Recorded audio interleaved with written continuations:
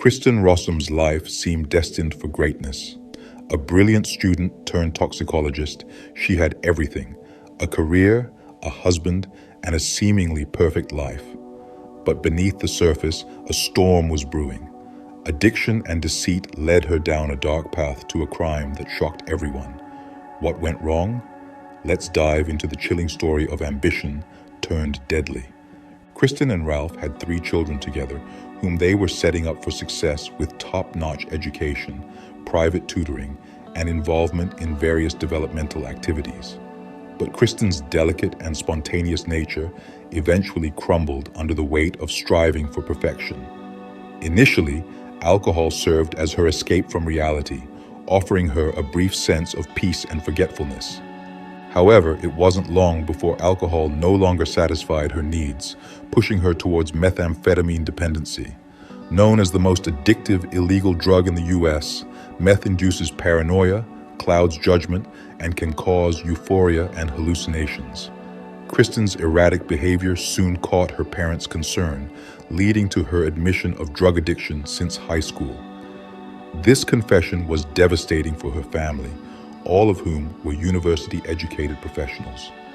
Despite family conflicts, 17-year-old Kristin fled secretly to Mexico for a vacation with friends, where she met Gregory DeVette, a man 7 years her senior who seemed like her savior, and indeed he became just that. Greg fell deeply in love with Kristin and assumed a parental role, nurturing her back to health. His support helped her secure a position as a toxicology assistant in a local forensic department, where her talents earned her accolades and allowed her to graduate with honors, her addiction a forgotten shadow. Kristin's employers and professors, unaware of her actual motivations, awarded her as the top student. Her relationship with Greg culminated in a lavish wedding in June 1999, much to her parents' relief. By March 2000, Kristin had taken up a role as a toxicologist at the San Diego County Medical Examiner's Office, while Greg worked in biotechnology. But the routine of her life soon drove her to seek thrills elsewhere, leading to an affair with Michael Robertson, her new boss. Despite his marital status, the attraction was mutual and intense. When Greg discovered the affair through love letters, their marriage began to crumble, yet he hoped for reconciliation. Kristin, however, was resolute and sought a divorce. On the fateful morning of November 6, 2000, while Greg stayed home ill, Kristin went about her usual routine, deeply concerned for Greg's health following their talk about separation. She had informed his office of his sickness and checked on him during her lunch break, finding him asleep. Later that evening, with Greg still unresponsive, Kristin frantically dialed emergency services at 9:22 p.m., reporting that Greg wasn't breathing and had likely taken his own life while alone. Overwhelmed, she ignored the dispatcher's instructions to check on him, potentially offering life-saving first aid. When police officers and paramedics arrived at the scene at 10:19 p.m., they found Gregory DeVette deceased, his body sprawled across the bedroom floor, torso bare, amidst a chaos of rose petals. The state of the room led them to deduce that Gregory likely overdosed on a mix of potent drugs. Around him lay empty medication vials and ripped wedding photos, suggesting turmoil. During questioning, Kristin admitted she had told Gregory about their impending separation the night before, only 17 months into their marriage.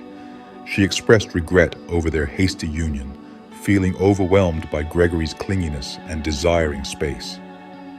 Initially ruled a suicide due to the ingestion of heavy sedatives, Gregory's death was met with skepticism from his family and friends, who noted no prior signs of distress or substance abuse, as he was known to staunchly oppose such drugs. Faced with persistent doubts from relatives, the cremation was halted and an independent autopsy was demanded. This persistence led to a new hypothesis: homicide. Toxicology reports later confirmed dangerously high levels of fentanyl, 150 times more potent than morphine, in his system, along with smaller doses of clonazepam and traces of oxycodone, often referred to as hillbilly heroin. The presence of these drugs led investigators to speculate that someone had administered these substances to Gregory without his consent, making Kristin the prime suspect given her access to and knowledge of these drugs. Kristin's appearance and demeanor at the police station, marked by significant weight loss and obvious signs of drug use, supported suspicions of her addiction, corroborated by her own admissions.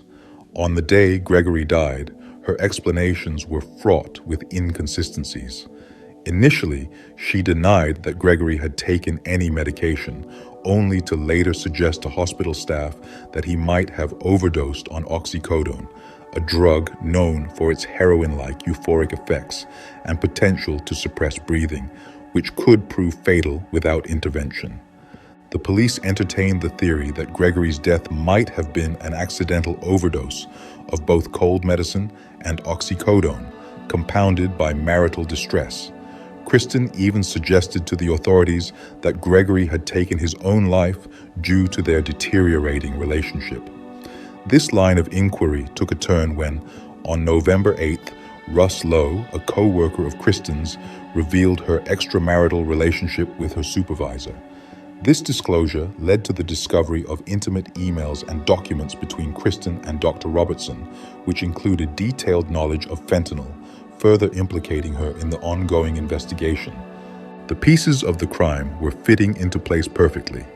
It was believed that Gregory posed a risk to the clandestine lovers since he was aware that Kristin was covertly utilizing controlled substances from the lab, with Michael helping to keep it hidden. The crime was thought to be deliberate, and the real test for the investigators was to establish this theory. During questioning, Michael Robertson admitted to the police that he knew about his partner's drug addiction. At that point, the couple faced no legal charges but were terminated from their employment due to infractions committed during the investigation. Kristin's serious difficulties commenced in January when a police raid at her residence uncovered drug residues and paraphernalia. This led to her initial arrest, although she was subsequently released on bail. As the investigation continued, new evidence surfaced, including Kristin's diary. Investigators speculated that she had composed it for an audience rather than herself, in an effort to fabricate her innocence and craft a narrative that Gregory's death was self-inflicted. On the day her husband died, she purchased revealing lingerie and a rose, actions that seemed at odds with her apparent distress.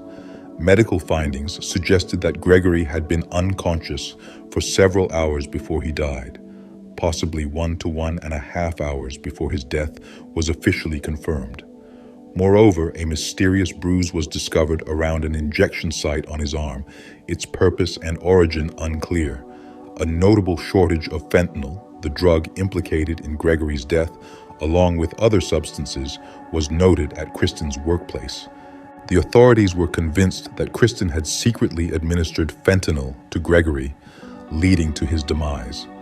Armed with toxicological and medical evidence, as well as considerable indirect evidence, the prosecution moved forward. Kristin was apprehended on June 25, 2001, facing charges of first-degree murder. After a 6-month period in detention, she was released on bail, and her initial trial began shortly thereafter. The prosecution posited that her motive for the murder was to prevent Gregory from damaging her reputation by exposing her secret drug use and her affair with Michael Robertson. They maintained that Kristin lethally poisoned Gregory with fentanyl after an initial attempt with clonazepam proved unsuccessful.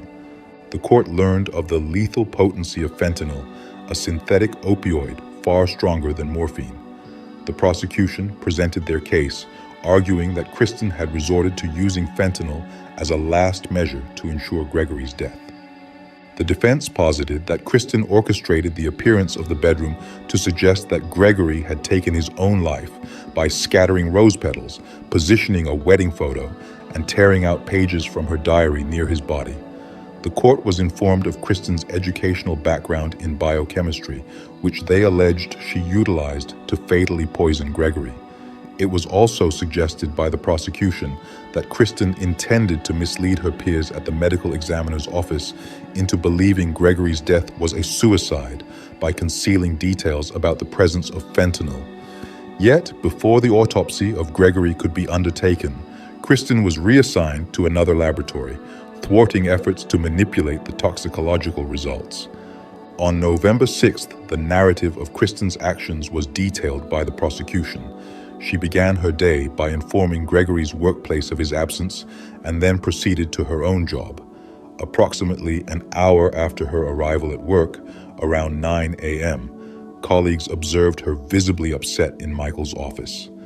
The building manager of Kristin and Gregory's apartment complex noted her return at 12:10 p.m., and by 12:41 p.m., she was seen buying several items, including a single red rose, at a nearby grocery store, a detail corroborated by credit card records. In the hours leading up to Gregory's death, she frequently contacted Michael. Dr. Brian Blackburn, the San Diego County medical examiner who performed the autopsy, testified that Gregory was already deceased for at least an hour before the paramedics' arrival.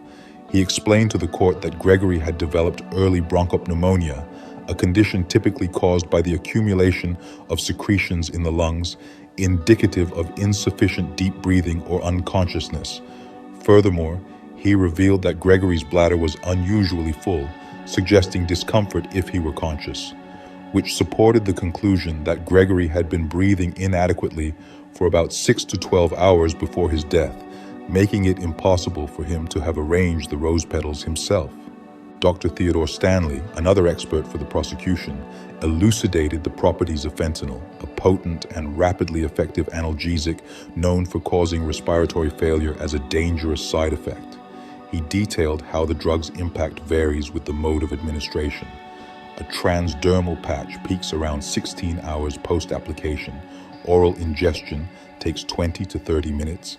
Intramuscular injection, 15 to 20 minutes. And intravenous injection, just 5 minutes. Dr. Stanley also mentioned that oral consumption of fentanyl is inefficient as the liver neutralizes approximately 65% of it, leaving only 35% to enter the circulation. When questioned on how fentanyl might have entered Gregory's system, neither Dr. Stanley nor Dr. Blackburn could offer a concrete explanation. Dr. Stanley presented evidence that the varied levels of fentanyl in Gregory's system, combined with signs that he had been breathing shallowly and was unconscious for hours before his death, indicated that fentanyl might have been administered to him several times. The jury was informed that it was unclear exactly how Kristin could have administered the fentanyl to Gregory, but evidence suggested she could have placed fentanyl patches on him while he slept. This was further supported by the fact that 15 fentanyl patches were missing from the lab where Kristin had previously worked. The defense maintained Kristin's innocence, conceding that fentanyl was involved in Gregory's death, but arguing that he had taken it himself voluntarily, overwhelmed by despair over personal issues. In her testimony, Kristin described finding Gregory upset on the morning of November 6th. She reported his condition to his employer at 7:42 a.m., stating he would not be coming into work. She testified that she went to work, returned home to check on him during her lunch break, and they had lunch together. She claimed she left for work again and returned home around 8 p.m. to find him appearing to be asleep. After her bath, she discovered he was unresponsive and cold, prompting her to call emergency services. During cross-examination, the prosecutor challenged Kristin's account, highlighting her past dishonesty and her knowledge of drugs from her employment. Autopsy and toxicological reports indicated that Gregory had been unconscious long before the time Kristin claimed to have had lunch with him. The defense argued that although the levels of clonazepam in his blood were not fatal on their own, the combination with oxycodone could have had a more severe, possibly lethal effect. They suggested the possibility that Gregory might have taken the drugs himself without fully understanding the consequences. The method by which the fentanyl entered Gregory's system was not definitively established, but after considering all evidence presented, The jury deliberated for 8 hours before convicting Kristin of first-degree murder and homicide under special circumstances involving the use of poison. Kristin was given a life sentence without the chance for parole. She continued to claim she was innocent and appealed the decision. During the appeal, it was revealed that her defense team had made mistakes.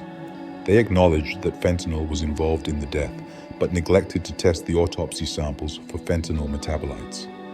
This test could have clarified whether Gregory had ingested fentanyl or if the substance found in the samples was due to contamination at the lab post-mortem.